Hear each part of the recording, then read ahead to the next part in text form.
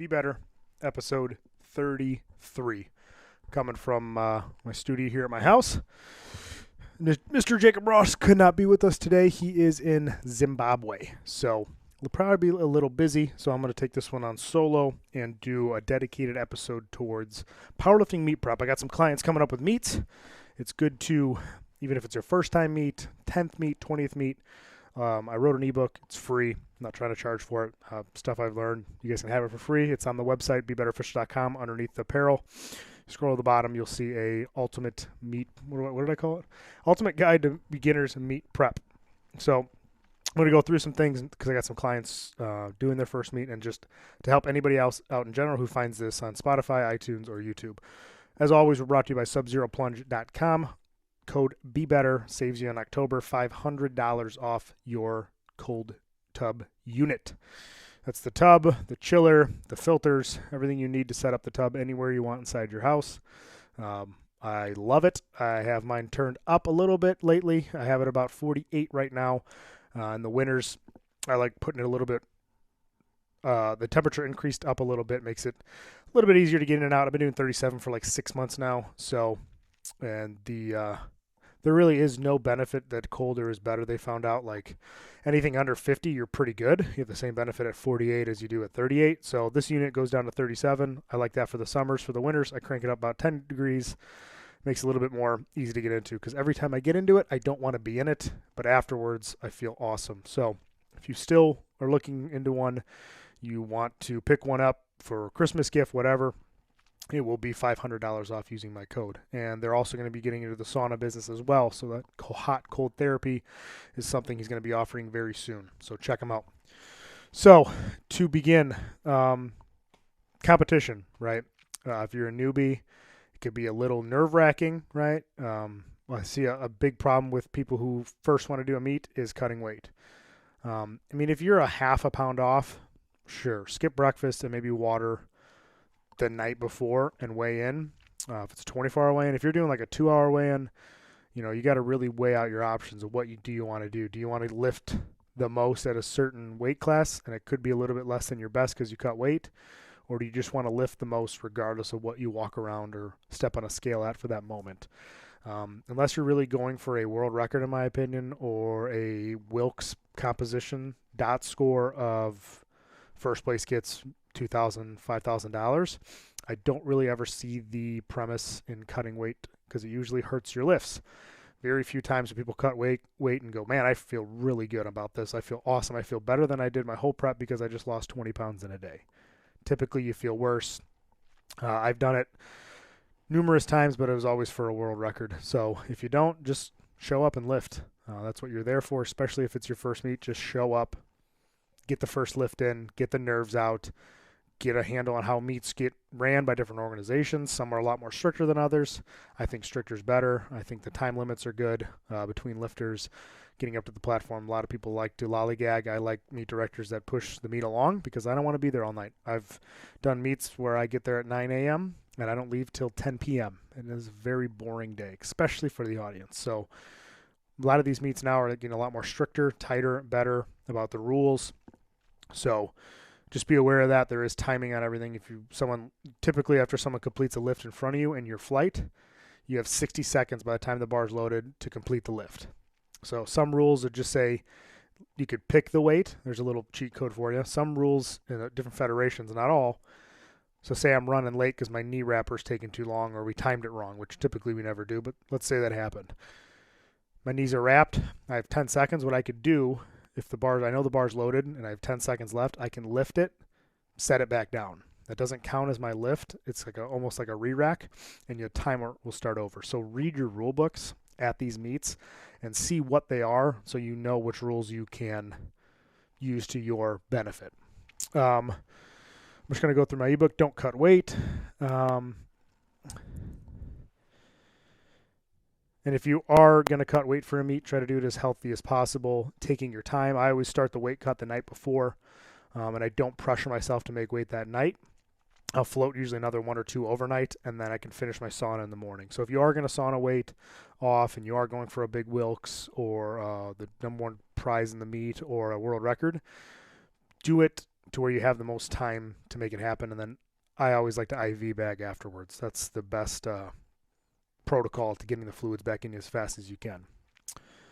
So a lot of people lift and they'll, they might miss some lifts in the gym and then they'll go, oh, don't worry, it'll be there on meet day. That's really not a thing. I don't know where that came of. Like, oh yeah, I'm going to go miss an 800-pound squat, but don't worry, once I get to the meet, it'll happen. Unless I've done that before, I don't know how that's just going to happen. Or people miss a 315 bench and have only benched 285 successfully, and they go, yeah, 315 will be there on meet day. You're not going to wake up and automatically lift 30 extra pounds just because it's a meet day. Typically, you might do a little bit worse. Especially if it's one of your first meets, you might be a little bit nervous. Like, you train in an ideal situation for you. Like that day you knew you were going to squat in your prep. You ate all day. You squatted at 4 o'clock at the same bar, at the same place, at the same gym. Now you're getting plucked out of that environment. Instead of squatting at night, you're squatting in the morning. And you have to do all 3 on one day as opposed to squatting on a Friday and then having 2 days of rest and benching heavy on a Monday and having 3 days of rest and deadlifting heavy. So you hit, a 5-3-5 the week out of the meet or 2 weeks out of the meet. That doesn't necessarily mean 5-3-5 is going to be there. You hit those on ideal situations and ideal days that you led up to the meet. So you always want to be a little bit cautious on your lifts. Just because it happened in the meet doesn't mean it's going to be there happened in the prep rather, doesn't mean it's always going to be there on meet day, because you have to be perfect for 3 different exercises 3 different times each in, let's call it, an 8-hour period. And that's very hard to do. Sure, you're going to get a boost of adrenaline from the meet. I always do. It fires me up. The crowd, the music. I've done it a bunch, so I'm very comfortable in that environment, and it's fun for me. And that can make you feel untouchable, or it'll make you feel nervous.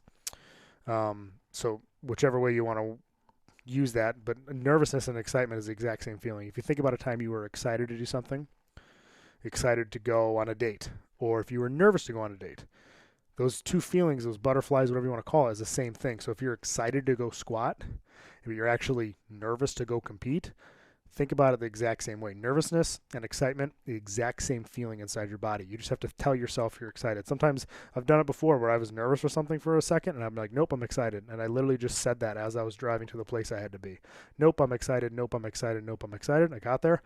I was excited. So it's a little way you can trick yourself if you're nervous walking into the meet. And while you're training, you should be picturing yourself at the meet. So I always try to picture, how does the bar feel? How does a knurling feel? What does a monolift look like? What does a crowd look like? What am I wearing? How am I breathing? I try to picture every little detail at the meet. I'm not looking in a mirror when you're squat. A lot of people do that. They have mirrors at gyms. It's just, you can't help it. There's mirrors everywhere. It's what most commercial gyms are. Try to hang something over that mirror or flip the rack, squat facing people, because that's what it's going to be like in the meet. You're going to be facing people, and not having a mirror will throw you off. So try to squat without a mirror and go off of your own depth in your head that you know that's good, and not rely on seeing yourself, because you're not going to see yourself when you go to the meet. So really try to picture everything, every movement, how tight your shoes are.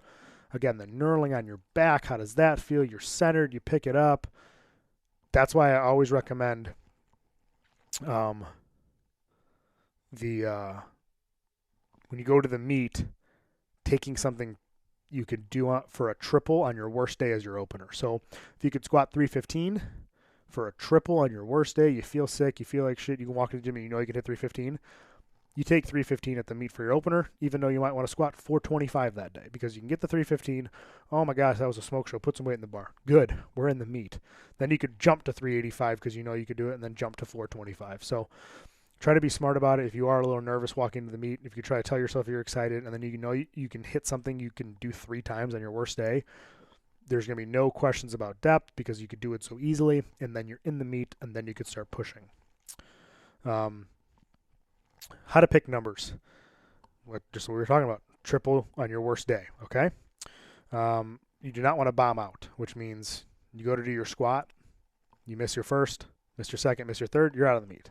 Same thing for your bench or your deadlift. If you do all your squats, all your bench is great, you go to deadlift, you can't pull your opener, you're done.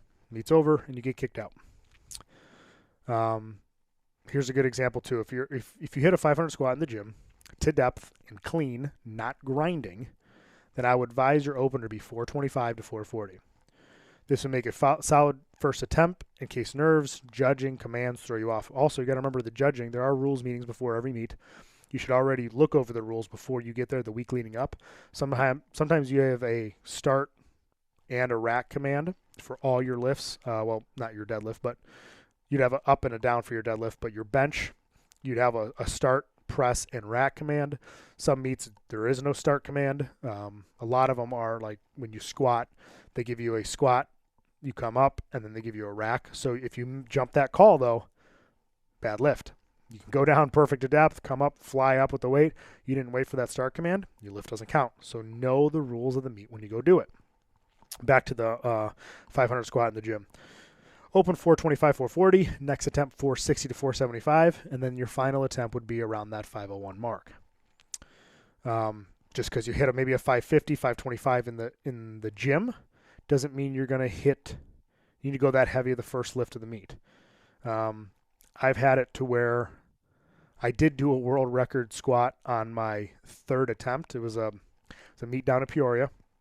I opened up at like 738, and I missed it. Like, I buried it like 3 inches in the hole, couldn't even come out of it. I was pretty embarrassed. Missed my opener, like, oh my gosh. I'm like, all right, fine, I'm not going to go up. Let me take it again. I don't want to bomb out. Took it again, smoked it. Perfect depth up. Then I had the decision I could probably go up 50 pounds, hit another clean squat, continue my meet, push my bench and my deadlift. Or I was so focused on the world record, I went from 738 to 816, which for someone my size is very hard to do. I usually do 50-pound flips. Doing a 80-pound flip to a third attempt world record was not a very good, smart idea. Although I got it by the grace of God, it took every single thing out of me. I mean, I never grinded that hard in my life. It was like I was in slow motion. I felt go on my toes. I felt to go on my heels. I felt to get centered. I felt myself put like I could still remember. In my head, it took me 20 seconds to squat it up. But yeah, I got the lift, and that's great. But it's a 3 meet lift, right, or a 3 exercise lift. When I went to bench, my back hurt so much that I probably took 20 pounds off my bench. And then when I went to deadlift, I could barely get down to the bar because my back hurt so much from that squat because it just taxed my body so hard. I probably lost 50 pounds out of my deadlift that day. So in all, I probably lost 75, 80 pounds out of my other 2 lifts combined just to squat something heavy. Now I could have took a high 7 squat, backed it off 30 pounds, and I probably would have been able to push another 50 pounds in my total. But me being young and dumb and really wanting that world record, I pushed through, grinded, and then the rest of the meet I struggled just to even complete it. But you want to try to think of totals over everything because totals. My old buddy Dan Bell says, totals talk, right? Luckily for me, a world record squat also talks, but at the end of the day, it matters what you total, not just what you squatted. Prepared, right? You want to come to the meet prepared, overly prepared. Extra drinks. Now, I see a lot of people grabbing snacks, which is great. Snacks is good. You need to eat throughout the meet because people get, you start taking caffeine or you're so energized you forget to eat. Then you start getting deflated. You get tired because you didn't have any carbohydrates in your system. Now, don't push sugar. People grab gummy worms and they think it's a party and they're eating Pop-Tarts and all these sugary snacks, but sugar's going to pull that water. What you want is anything kind of salty, pretzels, anything that you normally eat or any snacks that you normally eat. I have a hard time bringing full meals. Like I've done it before where I packed a cooler full of real meals and it's like, I'm not going to eat beef and rice there. That's cold. Like it just doesn't really happen. Typically we'll go have someone grab like a burger or something, maybe. They always say typically you should eat a breakfast right before the meet. You should squat, eat before bench, and then don't eat a full meal before deadlift. I'm a little bit different because I like being so full when I lift. I like my gut extended as much as I can. So I'll eat consistently through the whole day, but a lot of times they'll say not to eat because sometimes too much fullness before the deadlift of food in your belly can throw you off and it could throw off your form getting down to the bar, lifting it. Me, I know my body. I know that I can respond very well to more food. So I will always push through the whole meet, but just in case that might throw you off, eat between squat and bench. Make that your main meal if you have one or the majority of your snacks, and then a little bit of food before your deadlift just so it doesn't throw your form off and getting to that bar. Um, Other stuff you should bring, and then if you want to do salt, never do table salt, do pink Himalayan salt. Maybe have some in a little couple water bottles you can add BCAAs to, whatever. That'll keep you hydrated through the meet. I always bring 2 singlets. I'd bring 2 pairs of socks, short socks and tall socks, right? I've had stuff go missing at meets before, so that's why I say grab 2. I grab an extra t-shirt, and I grab 2 sets of knee wraps or 2 sets of sleeves. If you don't have some, that's okay. I've always had 2 sets because I've had knee wraps go missing at meets too. 2 pairs of shoes, right? I always lifted in, let me think, did I lift in the same shoes? I did lift in the same shoes. I never changed my shoes. Sometimes I'd change them to bench, sometimes. But having 2 pairs of shoes just in case one goes missing, you forgot the other shoe at home because you were nervous, like who knows? I always bring 2 pairs of shoes because I have the same kind of flat shoes in a couple different styles. 2 lifting belts. I would always bring 3 because I have a different squat, bench, and deadlift belt, but I'm spoiled because of Pioneer Fitness. So if you only have the one, you only have the one, but it is nice to have maybe an extra one just in case something happens. And I always say too, bring your own chalk in your own bag because never fails. Somebody new at the meet puts baby powder on themselves for the deadlift. So they grab the baby powder bottle, put it on their legs, move it around with their hands, take their hands, put it in the chalk bowl. Now for the rest of the meet, people are going to use chalk that's been coated in baby powder. So how do you think that's going to go when you go to lift? It's going to slip, and it's going to be on you. They're not going to give you another shot because of bar slip, because too bad. Bring your own chalk. Do not use the meets chalk, and use your own baby powder, having someone else apply it. Have another person that's lifting apply it. If you have a husband, spouse, friend there, have them apply it. Do not touch the baby powder. That is someone else's job. Someone else will do it for you, and usually they have designated areas at the meet to have it done. Do it there. Don't be the asshole that does it because they don't want to move their gym bag, and that's where they're seating for the day, and then people have to walk through it. Now, if you're a sumo puller and you walk through baby powder, now you're going to slip. So be conscious of that. You typically always have an area where you put on baby powder. So also bring your own baby powder. And then again, that chalk in a separate, I always grab like a gallon bag and I put my chalk in there, and I only use it. If I have a friend there, he can use it, and if someone knows how to lift, they can use it. But a lot of the people, especially if you're a newer person to the meet, or a lot of other people are new there, they will mix up the chalk and baby powder, and they'll compromise the chalk for the whole meet. So bring your own, and that's why I like to say be overly prepared. A couple towels. When I sweat before deadlifts, I'm screwed. The weight will slip every single time. So a little trick for deadlifts, if you are sweating, you're nervous, whatever it may be, if you go to the bathroom when you're probably about 6, 7 out, go to the bathroom out of your place in lifting. Wash your hands really, really, really good with water, and then pat them dry with a towel. So they're just really dry, clean hands. And then go to your gym bag, grab your towel, keep them dry, and then apply the chalk when you're probably 2 out. That'll keep your hands super dry. And if you have to, right after you do your lift, give them the next attempt, of course, and go wash your hands again. Get them really dry and raw so they'll stick to that bar better. I always bring my own ammonia. A lot of the times the meets will have them. If they have them, cool. There's usually toss in the chalk bowl that probably has baby powder on it. So again, be conscious of that. And then I always bring like a case of beer or drinks, and I always pass them out to people. People are either deadlifting, they'll start drinking, or after deadlifts, you're waiting a half hour for ceremony or whatever it is. Hand everybody beers, and everybody wants to be your friend. It's an easy way to make friends at meets if you have a 30-pack of beer or White Claws for the girls. Or I always bring it out. We have like a little party every time we go. It's like me, Cam, Dan Bell, whoever's in the meet that we're friends with. We'll set up a little spot where there's probably 8 of us. We'll have our gym bags. We'll have a cooler in the middle. Anybody grab anything. It's usually a fun atmosphere. We kind of make it a party the whole time. And then people want to be around you because you're having a good time. No one likes the guy that's annoyed or mad when he misses his lift and he gets angry and he's putting himself down. Like, you don't want to be around that.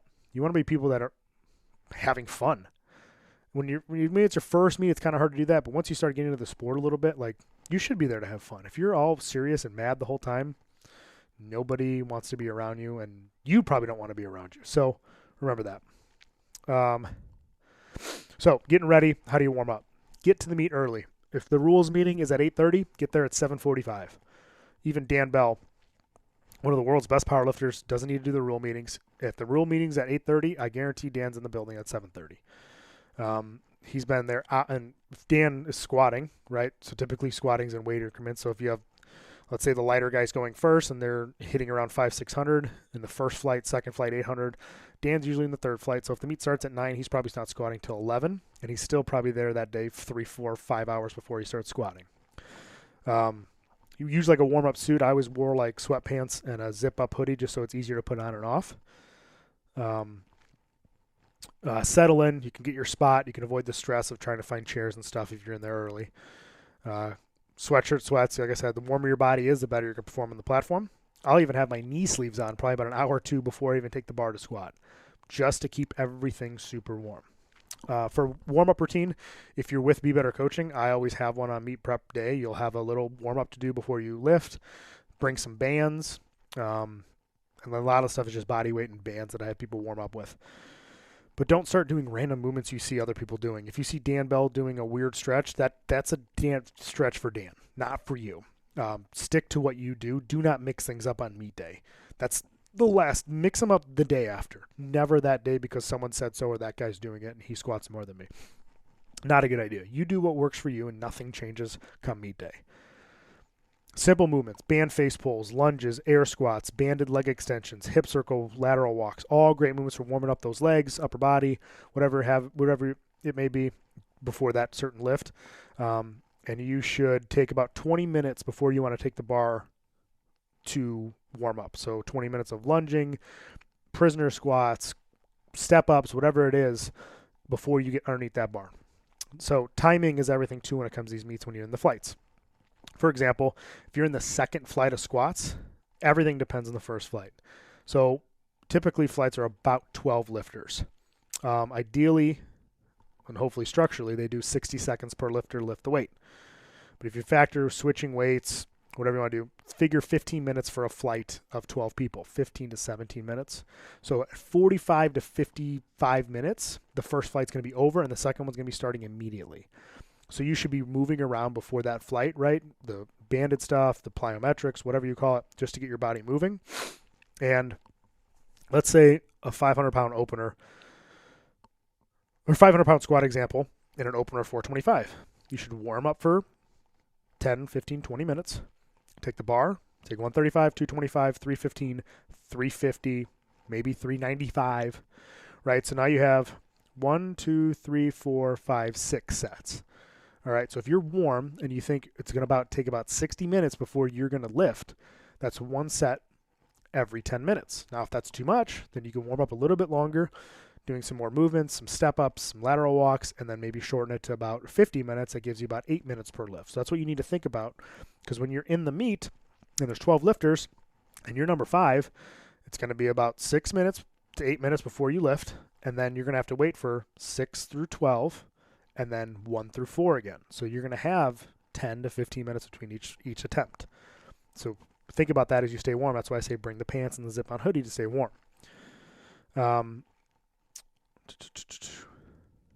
Okay, again, say you're number 6 in the second flight of 12 lifters.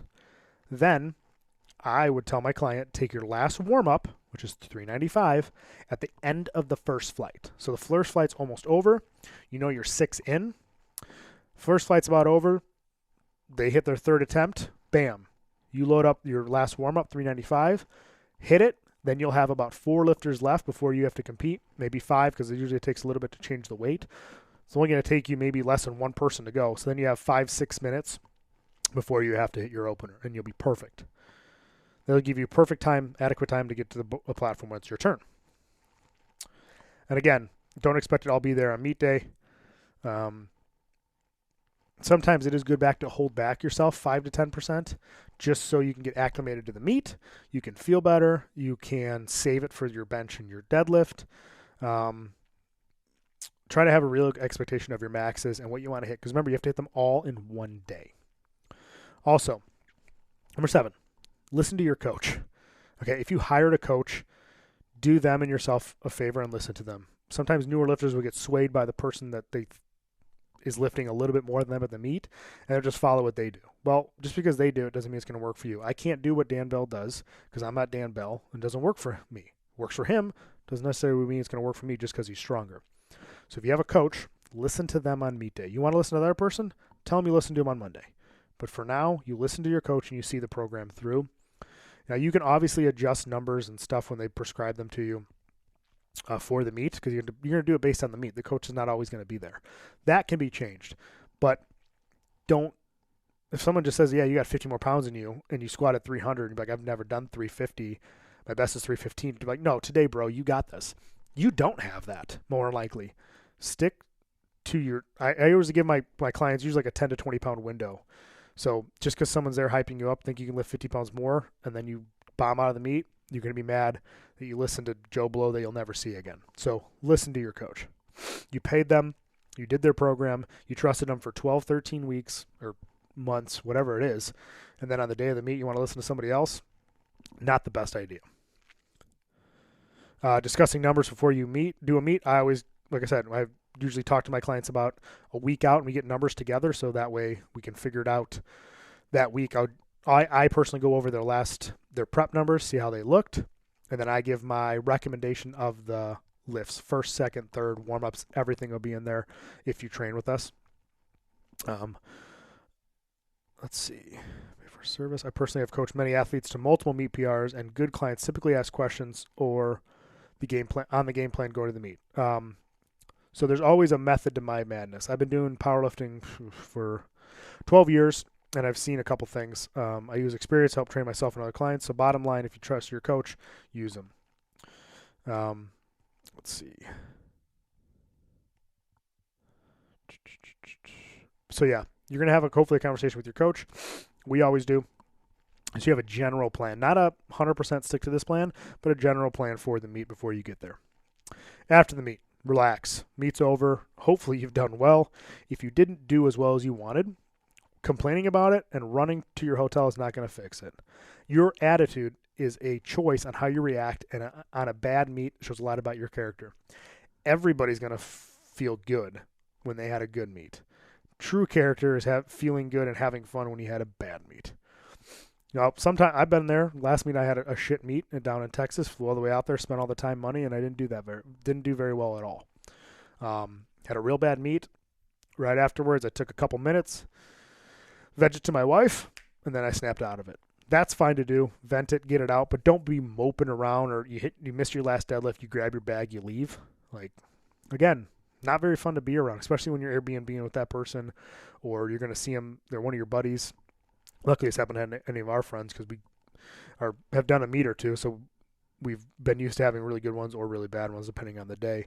But yeah, running away and not shaking hands or talking to anybody, it's just not fun, right? We're supposed to have fun at this, and I had a shit meet last time I showed up and competed. Yeah, you know what? I'm still gonna hang out with my friends. We're still gonna have fun. We're still on vacation. We're still going out tonight. End of the day, yeah, it sucks. Get back to work. Now, remember the case of beer I talked about? Now's a good time after the meet to walk around and make friends. Everybody wants a beer after training, especially a long day of 8 hours of working out. No one likes to be around the person that, is a dick at the meet or not having a good time is not someone you want to be around. So I'm trying to get to you guys. If you need any training, obviously, we obviously do meet prep training, bodybuilding training, general fitness, whatever. If you are listening to this, you know that we do a lot of training, and myself personally, I do a lot of powerlifting style training for my clients. So all this information, I know I was a little bit all over the place on this one, but all the information is on the free ebook on the Be Better official website. So if you want this book and you want to look at it a little bit more, or you're better. Some people are better off with watching someone talk about it, like on YouTube right now, or just listening through iTunes or Spotify. This will help. Hopefully, you guys help you in your first meet, your 10th meet, your 20th meet, but also the ebook is free. So if you want to go online and get it, just to review some stuff, and I also have some meet day stories, and I'll save in there if you want to go get the book and listen to them. And like I said, if you guys need meet prep training, we're pretty good at what we do. We've helped Coach Dan Bell tweak some of his stuff before the meets. A lot of his, obviously knows how to squat, bench, and deadlift, but his pre-meet stuff, getting stuff looser, opening up stuff in his hips, doing exercise he doesn't normally do to get him in a better spot before the meet comes. So we're good with all types of clients, whether it's your first meet or 50th meet. We know how to coach you. We have a team of coaches ready to coach you. So with that, I hope you enjoyed my powerlifting meet prep talk. If you need any help, do not hesitate to reach out. Even if it's just a DM on Instagram, hey, I need some help with this, or hey, can you look at this? We're always here to help you guys become the best version of yourselves, and hopefully have the best meat you can have, hopefully under our guidance as well. So, as always, we're brought to you by SubZeroPlunge.com. Code BEBETTER saves you $500 this month. Also, this hoodie that I'm wearing right now, the new BEBETTER logo hoodie, I really like the style. This hoodie's super awesome. Super awesome. Sound like a teenage girl. Super thick. It's a heavyweight hoodie. Awesome for winter. I don't really wear coats. I'm not a coat guy. I always wear, long sleeve shirt and a hoodie, and I'm good to go almost all winter. Never always work with the hoodie on, never with the coat. So if you're like me, get a heavyweight hoodie, the new logo. And then we're going to come out with t-shirts probably within the next week as well with the same logo. I just like it a little bit better, a little bit different, not as much, I don't know. I just like the logo. It's like came out pretty good. The old nanny helped me get it ready. So these look awesome. So if you want one, BeBetterOfficial.com. Under apparel, you'll see one of the first things pop up is this hoodie. And if you like this podcast, if this helps you, I hope you support it by buying some of our apparel or training. So check it out. Appreciate you guys listening to my powerlifting talk, and I'll see you at episode 34. Okay, bye.